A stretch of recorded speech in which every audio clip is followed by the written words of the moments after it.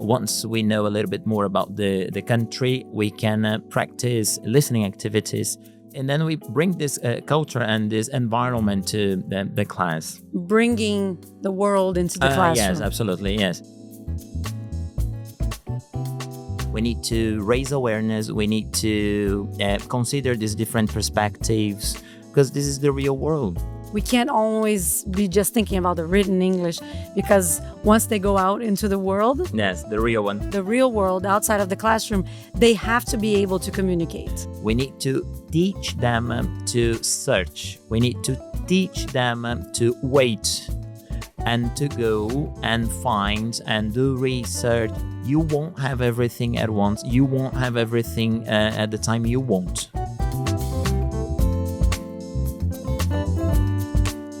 Thank you, Marcio, for being here. Thank you. It's such a pleasure to be welcomed in your school and by you. Thank you.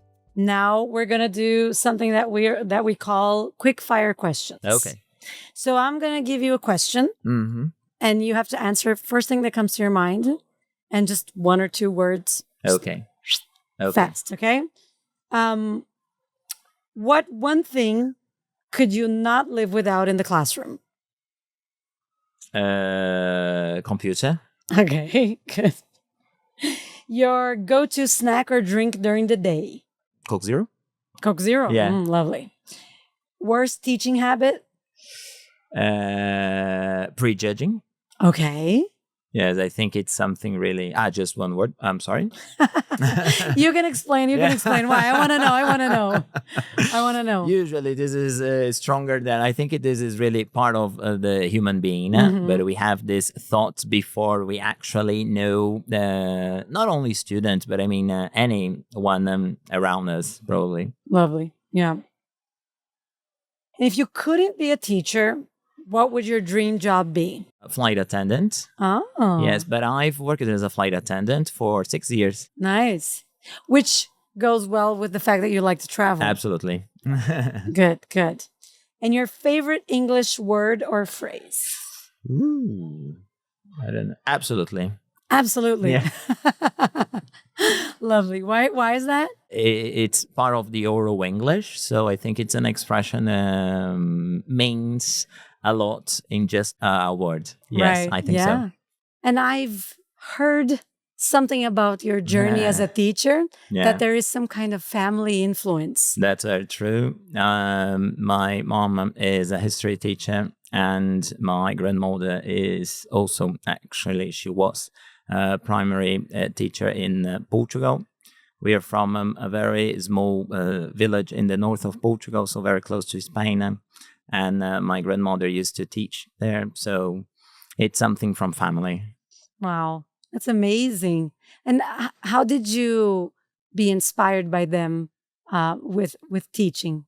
I think I grew up surrounded by all the stories, all the situations that they used to discuss and talk to us. So I think it was part of my education and it's also part of my history as well, I think. Right. Amazing. And you've been a teacher for a while now. Yes, I've been teaching English as a second language for over 12 years. And now I'm teaching here at Dante Alighieri. Do you remember your first teaching job? It was in a very small Catholic school here in São Paulo, Brazil. And I was a secondary English teacher. I taught for years, I think 7 to 9, probably. Yeah. So it was my first job as an English teacher. Yes. But it was more than 10 years ago. So. Wow. And I'm getting a little bit old day by day. So. Not old, more experience. That's very true. More experience. Yeah. So do you feel any difference between teaching the the preteens and teaching the actual teens? Absolutely, yes. So I think yes, they're completely different, different group of students, different group of goals and objectives. So I think year 12 is more worried about getting to university, or for example, the students that are planning to go abroad. So they are really worried about international exams, so Cambridge, IELTS, and TOEFL. So yes, completely different. Yes, the Yeah. perspective and the approach as well. Right. Do you think that you help them be more committed to their future? Yes, absolutely. I think the classes help them to grow this confidence, and we practice a lot. So we have to deal with anxiety as well. So I think everything together help them just to build confidence. So I think it's quite important, especially if you were attending an international exam. I think it's quite important. Right. Amazing. We've seen that your master's degree, Yeah, you focused on slang that's and true. informal language. That's true. Yes. What made you choose this area to focus on? I think we need to consider the real use of not only English but any language. We've got the written language and we've got the oral language. So and they are quite different. So I think it's important just to consider and the different uses of a language. For example, when you are just studying oral English or oral language, your attitude is completely different. For example, when you say use the language and when you write down the language, so the formal language and the informal language, I think they are quite different. So it doesn't mean that you don't know the language itself, but we have different perspectives, we have different uses, and I think it's really important to bring this reality into the classroom as well. So we are so worried about, we need to wait, we need to do everything right. But at the very end of the day, we have different uses and we have to respect and we have to understand that it's completely different. For example, when you leave your classroom, when you start talking to anyone in the middle of your way home, and it's the different perspective from when you are in a classroom. I think it's interesting that we bring that informal part into the classroom, true. right? Yes. We can't always be just thinking about the formal English, about the written English, because once they go out into the world, Yes, that's the real not, one. there's the real one, the real world outside of the classroom. They have to be able to communicate. Yeah, that's very true. Right? Yes. So how do you find the balance between what's formal teaching and the informal, more oral I think, teaching? first of all, we need to make it clear. Formality, and it's something that it's really important, and you need, especially if you are attending any kind of exam, okay, and not only exam, but for example, when you are working or at your work, you have to use the formal language. You are expected to use the formal language, and you have to do so. But on the other hand, when you are with your group of friends, when you are with your family, and you are not expected to use this level of formality. So you need to know this difference, and you need to know when you have to use, or at least you are expected to use the formal and informal language. So I think we need to raise awareness. We need to consider these different perspectives, and because this is the real world. Okay. Right. Amazing. Can you give me an example of how you bring that awareness to your students? Especially in, I think, in speaking classes, of course. But I think it's really important to consider the writing classes, because usually here in Brazil, we have a huge influence, an American influence. So they produce their writings based on an oral English. Mm-hmm. So they use a lot of expressions that you are not expected to use in the writing classes or in a writing paper. So I think this is our main challenge here in Brazil, because we have a huge influence from America, and they love using this kind of language in writing, because in oral English, in speaking English, is okay. Of course, we have to respect, and we have to be careful with the overusing of certain lexical expressions. But I mean, it's okay if it's a speaking class. But in a writing class or in a writing activity, we need really to be careful on certain expressions, on different on the expressions. Right. That's amazing. So you bring that awareness of this is not appropriate for writing. Probably, yes. Yeah. Be careful with the overuse of like, because usually this is really very a common word in oral English, especially in America. So, they use this like all the time, and this is not desirable, especially if you're attending an international exam. Right. And then you think about what's another word that you could use, right? So always thinking about alternatives. Exactly, absolutely, yes. And try to be so. I don't know if I'm. It's really important just to make clear when you can use this or overuse this like, and when you may not use or overuse this kind of expression. Yes. Nice, lovely. And then now you're also currently a doctoral student. Yes, we try. You try? I bet you do very well at university in the UK. So Yes, wanted to totally. hear a little bit more about the language education research that you're doing. Yes. And why does this feel important? Yes, I'm a doctoral student at the University of Derby, and we study the plurilingual intercultural competence in the English teaching and learning environment, especially in Brazil. So my corpus is based on the Brazilian reality.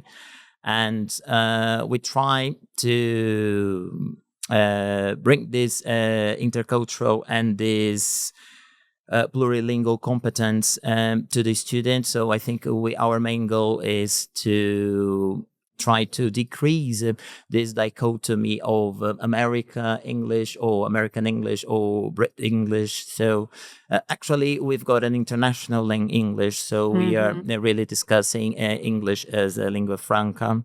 And we need to discuss not only this international use of English, but also we need just to raise and just to increase the student background. We need to discuss, for example, different uses, different cultures, and I try at least to discuss, for example, Indian English, Singaporean English, and this different kind of English. We call this English in the plural as well, but it's an expression we use in this study, in this field. I think it's really important because probably one day a lot of students, if you're not studying abroad, but if you are just visiting or traveling, you will face different accents, different uses, and different Englishes as well. So I think it's important just to raise awareness and just to practice a little bit more. Over the past 20 years, we have tried to increase this discussion, but I think nowadays is even more important to discuss different culture and different accents and different uses of English. The percentile of Americans that speak American English, or the percentile of British English, that's absolutely is much smaller than the lingua franca, the globalized English. In this field, we need to consider the huge influence and impact of America all over the world. We know, and we have to consider. But it's not only this impact that we discuss in these studies. I mean. We have different countries where English is an official language, and students don't know, for example, that English is an official language in India, for example, and they have no idea. So the plurilingual and intercultural, they are together in this teaching and learning environment. So we need to raise awareness. We need to finish this dichotomy, American and Brit, and we need just to try at least achieve a more democratic learning environment, especially nowadays in a globalized world. Right. I love that concept. The lingua franca for me is absolutely. It's a very exciting concept for me.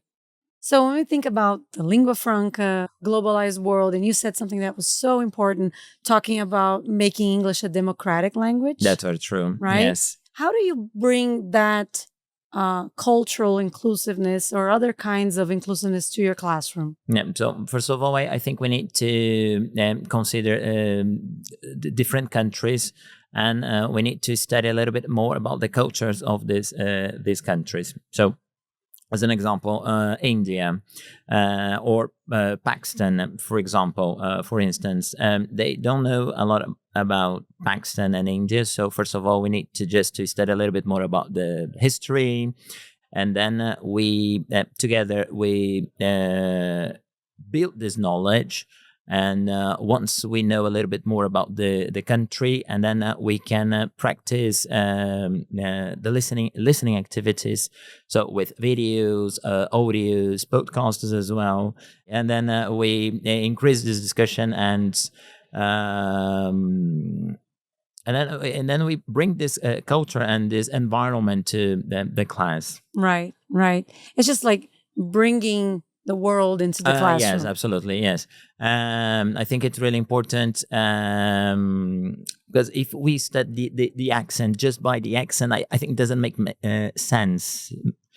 We need we need to start discussing the culture, the environment, and then we move to the practice. I mean, the language itself and the differences and.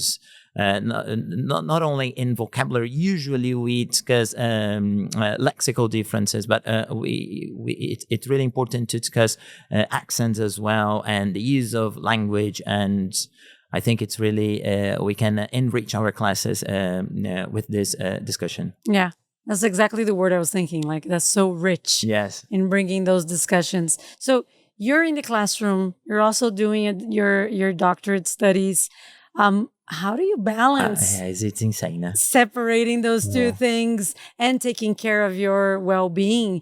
Can you give teachers a tip? I think teachers would like to say, "Oh, how does he do it?" Yeah, it's really difficult. I struggle with finding this balance. I think it's quite difficult, especially nowadays. But I think it's really important. You need some free time. So I really like to go to the gym and spend a while there. Just with my music, extremely loud, and I think it's a way you just get rid of everything and just relax. I think it's really important for our mind, not only your health, but your mental health. Yeah, no, it's good. I think something that's simple that you can do that's going to help you unwind, that's going to help you relax. Yes. Doesn't need to be something very complex. It can be something very true. simple, Yeah, step by step. Yes. Excellent. So you feel that you can really tune out of both of your priorities. Yes, probably. Probably during holidays, I try just to turn off from everything and just relax and travel. I really love traveling, and you need to spend some time just by yourself. Mm-hmm. Just by yourself. I think it's really important, and I try to do every July and September. I'm sorry, September is in Europe. Every July and January. Here, it's our holiday period in Brazil. So I try to travel and just enjoy. We need a little bit of, we need to relax and we need just to enjoy. Good tips. Relax and travel. Yes, and drinks. Good. Yes, drinks. Yes, because we are teachers. So yes, we need to drink. Good. I was wondering if you could share with us a piece of advice that you've had that was really touching to you, that you held on to it, that you used it.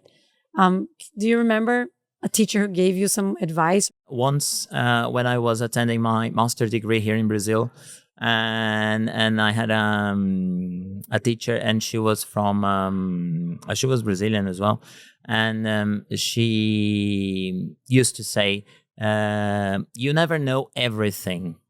And it's really okay.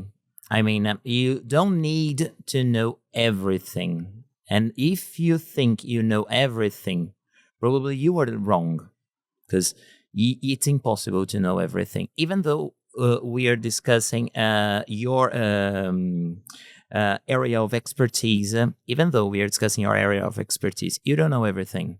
So you just know a picture, you just know part of this field or of this content or of this, you just know an approach. Especially for teachers, it's really difficult to us to accept that we don't need to know everything, because society expects. We are expected by the society to know everything. Just because we're teachers. Yes, just because we are teachers. Yeah. So I think this is really. I cannot say the word frustrating, but I mean, we need to deal with this. It's like an anguish, right? Yeah. We feel that, absolutely. I have to know everything. Yes. And what would be the fun of life if we knew everything? That's very true. Right? Yeah. If we couldn't learn anymore. So, we need to learn and we need to study. We need to consider different approaches, because even though we are, for example, my situation, I'm studying the plurilingual and intercultural competence. But I mean, I have one perspective. I prefer to use a perspective from that author. But I know we have different perspectives, and I know it's okay. So, yes, we can discuss the same topic. We have different perspectives, and it's okay. I don't need to agree with all the authors concerning bilingual education, for example. So we have different perspectives, and everything is okay. Yeah, that's great. Yeah, I think it's very important for us to have that at least in the back of our minds. Yeah. Like, it's okay if you don't know everything, or if it's okay if you change your mind. Yeah, that's very true. And you accept other people's ideas. Opinion. Yeah, exactly. Yeah. Yes. Good. Hello, I'm Jess Rundell from the Cambridge Dictionary team. Today I'm going to tell you about Cambridge Dictionary's Word of the Year and give you some tips for bringing it into your lessons. So, our Word of the Year 2025 is parasocial. This is how it's defined in the Cambridge Dictionary. Involving or relating to a connection that someone feels between themselves and a famous person they do not know, a character in a book, film, or TV series, or an artificial intelligence. One of the main collocations of parasocial is relationship. And when you talk about a parasocial relationship, you're talking about a one-sided relationship that a fan has with a famous person, perhaps an influencer or someone on their favourite podcast, where the fan believes that they know that person even though they've never met them. The video in the link in the show notes will help give you a quick overview of the history of the word and how it's used now. Something I always found really valuable as a teacher is personalisation. And this word gives teachers a great opportunity to personalise their lessons and allows students to talk about the things they love. You could start the lesson by asking students about the things and people that they're fans of and the things they do to show that they're fans. So they might buy merch or go to concerts, they might watch their videos or react to their posts on social media. You could then ask students what an extreme or an obsessive fan might do. For example, continuously trying to contact a celebrity or YouTuber or something on social media, getting invested in that person's relationships or talking about them as if they're a friend. You can then introduce the idea of parasocial relationships and discuss them with your class. If you want to explore more words about fans and fandom, you can find a link to a blog post and a word list in the show notes. Or if you have a lower level class that might not have the language to discuss these topics, another way to personalise the Word of the Year theme is to ask them about the words that were important to them this year. Each student could have their own, or you could come up with a class word of the year. So it could be something that meant a lot to you and the class this year. And that's our top tip. When you think about your students and how they are today, do you see a difference from the generations and how they used to be and how they are now? Or from when you were a student, do you think there's a difference? Probably nowadays they have access to this globalized world, and they have this easy and fast access to everything. So not just discussing social media, but yes, we have to consider social media, especially nowadays. But any kind of information, they have access at just one click. They have sometimes access faster than you. And so, I mean, I had a teacher in my master as well, and she used to say, we are not here just to give or just to transmit or just to show any piece of information. We need to show the path. We need just to show how to do, how to reach, how to search, and the way you have to do. I think this is really crucial. I think this is really important, and this is our reality nowadays. Yes, lovely. I think when we think about that, we're not supposed to teach our students to think. Yes, especially not today. how to think, but Yes, to think. yes, exactly. Right.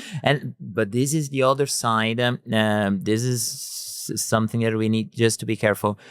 Usually, at the same time, they have access to everything at once. They don't want to think. They don't want to spend a lot of time thinking. So they want everything at once at the time they want. So, and this is a problem we face nowadays with these students. So we need to teach them to search. We need to teach them to wait and to go and find and do research and this kind of thing. So you won't have everything at once. You won't have everything at the time you want. So I think this is really difficult nowadays. I think this is part of our society. When I mean society, I don't mean the Brazilian society. I mean, I think it's a global society. Yeah.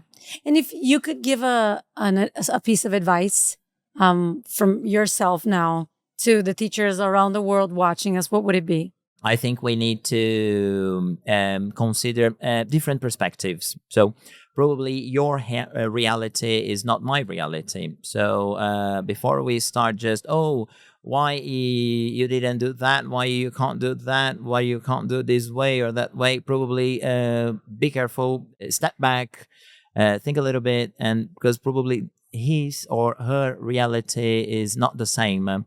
Probably, we are human beings, so we have a background and we have different things going on at the same time. So we don't know what is going on at his or her house, the problems he or she is facing. When we look at our students, exactly, you mean? Yeah, Mm-hmm. Absolutely. When we are looking at them, but sometimes I know we are always in a rush, always. But sometimes we need just to be careful and stop a little bit and think a little bit about the other. Not only as a teacher, but I mean as a society.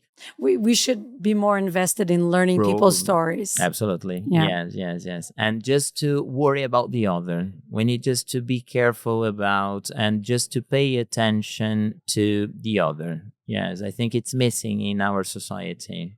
I know that there are some moments that really bring a lot of joy. Yeah. And that at Cambridge, we call that feeling when. Yeah. Right? Yeah. So do you have a story that you could share with us that you got that feeling of a specific student? Last year, there was one student and she was trying to apply for UK as well.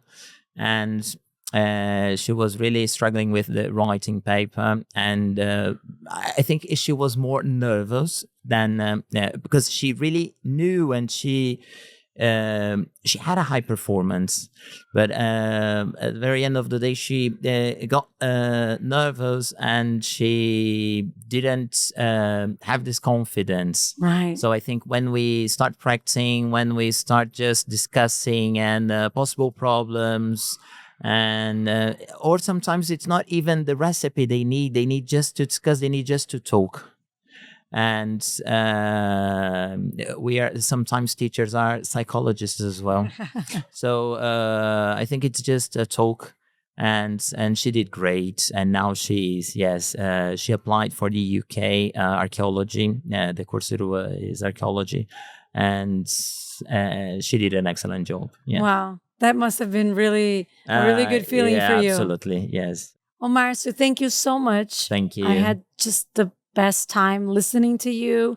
Loved hearing about your doctorate study. We'll give it a read when you finish it. Yeah. And thank you so much. Thank you for the opportunity. Thank you so much.